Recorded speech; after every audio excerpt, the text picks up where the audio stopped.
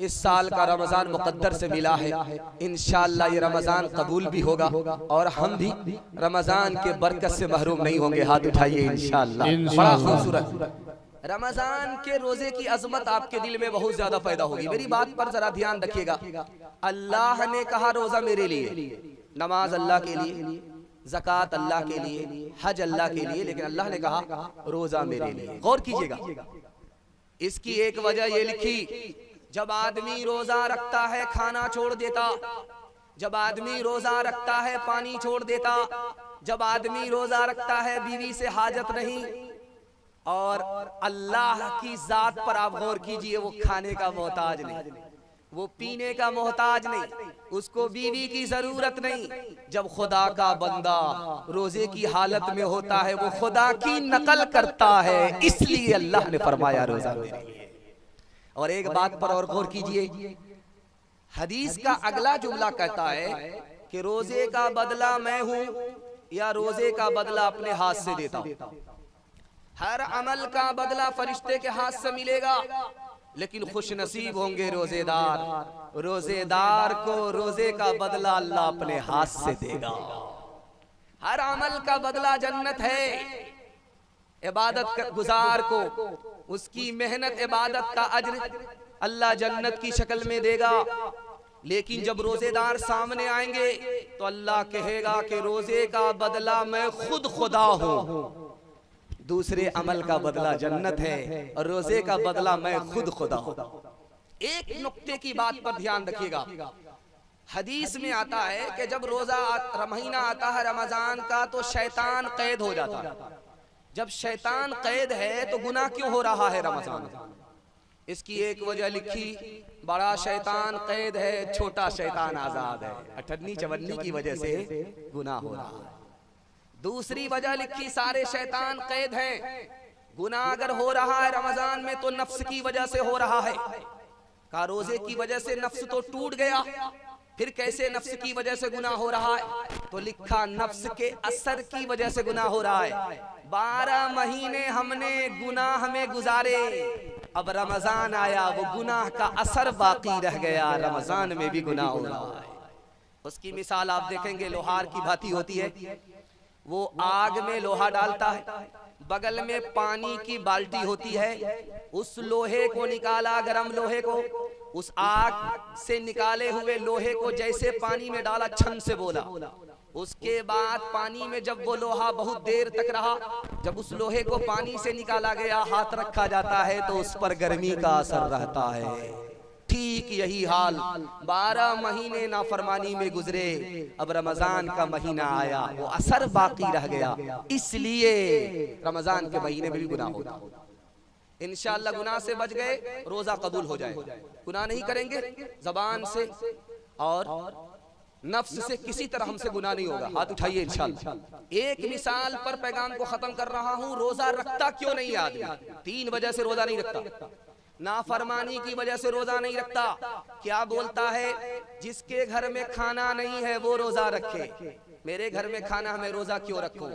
खुदा को भूखा मार करके क्या मिलता है? और मेरे घर में खाना है, मैं रोजा क्यों रखूं? ये जबान से जुमला निकलता है, ईमान खतरे में चला जाता है या ईमान चला जाता है। और आदमी रोजा क्यों नहीं रखता? सुस्ती की वजह से, कम हिम्मती की वजह से। 15-15 घंटे का रोजा होगा और भूखा रहना होगा, प्यासा रहना होगा, मेरे बाप से नहीं होगा। लेकिन इंसाफ से बताइए, हम जो रोजा रखते हैं सहरी खा करके रोजा रखते हैं, पेट में 10 बजे दिन तक दाना भी रहता है, पानी भी रहता है, उसके बाद नहा लेते हैं, जोहर का वक्त हो जाता है, फिर जोहर के बाद सो जाते हैं, असर में जागते हैं। अब कितनी देर का रोजा? अल्लाह के बंदे थोड़ी हिम्मत करके दिखाओ, रोजा आसान है। अगर रोजा मुश्किल होता तो हमारे बच्चे के लिए आसान कैसे होता? और रोजा हम क्यों नहीं रखते? सुस्ती और काहिली की वजह से। जानते हैं क्या है? जब रमजान का महीना शुरू होने वाला है, एक पोटली दवाई रख लेते। समझी आ गए रमजान के महीने में पानी पी रहे, क्या कीजिएगा? तबीयत खराब है, बुखार भी है, नज़ला भी है, हार्ट भी है, शुगर भी है, ये बहाना सबसे चलेगा, खुदा से नहीं चलेगा। एक आदमी था, घर वाले को चकमा देता था, रोजा रखता नहीं था। जब उसको भूख लगे, प्यास लगे तो लुंगी और गमछा लेकर के दरिया में डुबकी मारता था, जी भर करके पानी पी लेता था। ऊपर आकर के बीवी से कहता था पकौड़ी लाओ, फुलौरी लाओ, इफ्तार करना है, मैंने रोजा रखा। 99 दिन चोर के एक दिन कोतवाल। जैसे ही लुंगी गमछा लेकर के रिवायत के मुताबिक डुबकी मारी, मुंह में टेंगड़ा मछली फंसी, एक कांटा इधर दूसरा कांटा उधर। डॉक्टर ने कहा कि आदमी अगर मुंह खोल करके सोएगा तो मक्खी जाएगी, ये कौन मनहूस आदमी आया है, कच्ची मछली वो भी टेंगड़ा मछली, दोनों कांटे मुंह में। इसके तब पता चला कि घोटाला करता था, ऊपर से फीट फाट था, नीचे से मकामा घाट था।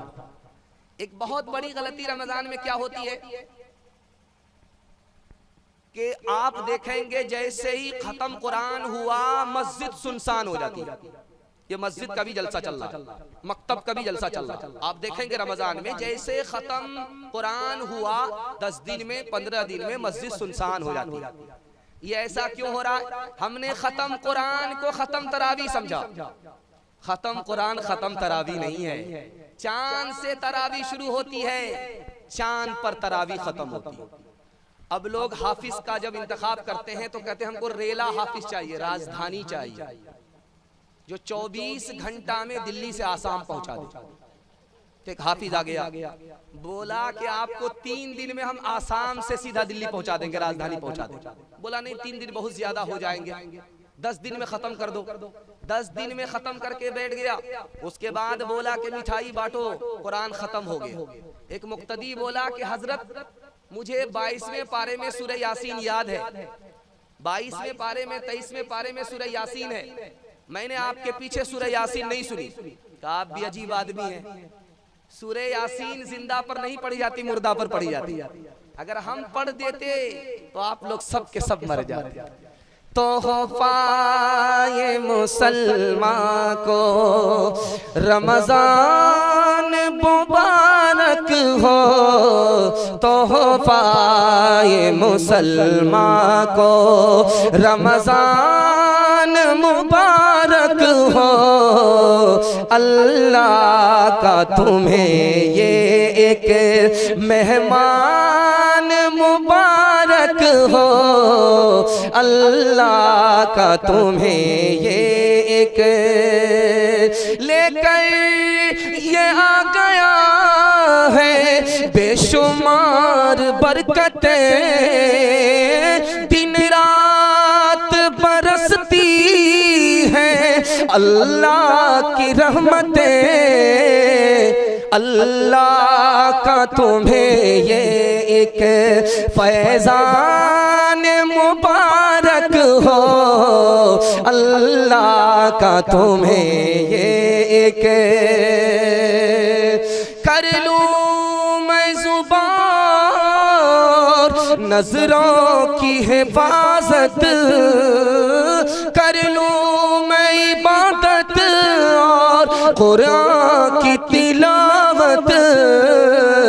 पढ़ते हैं तरावी हम, पढ़ते हैं तरावी हम, कुरान मुबारक हो तोहफाए मुसलमान को।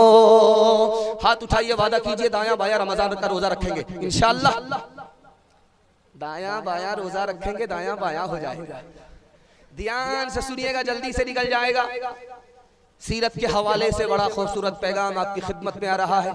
दिल से दुआ करता हूँ अल्लाह हमारे सुनाने को, आपके सुनने को बेहद कबूल फरमाए। ध्यान से सुनिएगा, हमारे पैगंबर हमारे ऊपर कितने मेहरबान आपको अंदाजा हो जाएगा। 3 मिनट का पैगाम है आपकी खिदमत में। हमारे नबी ने पूरी जिंदगी में कभी आजान नहीं दी है। आजान दिलवाई है लेकिन आजान दी नहीं है।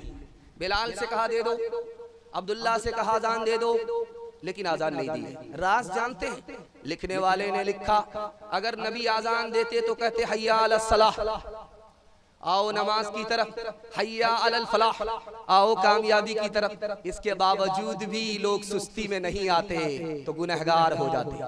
अपने उम्मती को गुनहगार होने से बचाया, दूसरे से आजान दिलवाई, खुद आजान नहीं दिया। हम अपने नबी की मेहरबानी दिखा रहे हैं। मस्जिद आए तो देखा एक जवान सो रहा है। हजरत अली से कहा तुम जगाओ। हजरत अली ने पूछा या रसूल अल्लाह, नेकी में आप पहल करते हैं, आप पहले आए, मुझसे कहा जगाओ, आपने नहीं जगाया। अल्लाह के रसूल ने जवाब दिया, जब सोता हुआ आदमी जागता है तो बड़बड़ाता, सो करके जब आदमी अचानक उठता है तो बड़बड़ाता है। मैं जगाता मेरा उम्मती बड़बड़ाता, मेरी शान में गुस्ताखी हो जाती, ईमान खतरे में पड़ जाता, इसलिए तुमसे कहा तुम जगाओ, मैंने नहीं जगाया। अबू दाऊद में यह हदीस मौजूद है कि नबी सल्लल्लाहु अलैहि वसल्लम तन्हाई में एक औरत से बात कर रहे हैं। दो सहाबी सामने से गुजर रहे हैं, कभी इधर देख रहे हैं, कभी रास्ता देख रहे हैं, कभी इधर देख रहे हैं, कभी उधर जा रहे हैं। दोनों को बुलाया, बुला करके कहा कि मैं जिस औरत से बात कर रहा हूं ये मेरी बीवी है, मैं इसका शौहर हूं, इसी काम के लिए बुलाया था, अब जाओ जहां जाना है। सहाबी सर पकड़ करके बैठ गए, या रसूल अल्लाह हम आपसे बदगुमान हो सकते हैं कि तुम इंसान हो, आगे चलते शैतान तुम्हारे दिल में ये बात डालता, नबी तन्हाई में किस औरत से बात कर रहे थे, तुम शक करते तुम्हारा ईमान चला जाता। जो आसी को कमली में अपनी छुपा ले, जो दुश्मन को भी जख्म खा कर दुआ दे। जो आसी को कमली में अपनी छुपा ले, जो दुश्मन को भी जख्म खा कर दुआ दे, उसे और क्या देगा ज़माना, वो रहमत नहीं है तो फिर और क्या है। अपना हुनर देखेंगे, दूसरे का ऐब टटोलेंगे। हाथ उठाइए इंशाअल्लाह। खैर माशाअल्लाह। हाँ, जगह पकड़ा करके मैं रहूंगा, देखता हूं कहां जगह आप पकड़ते हैं।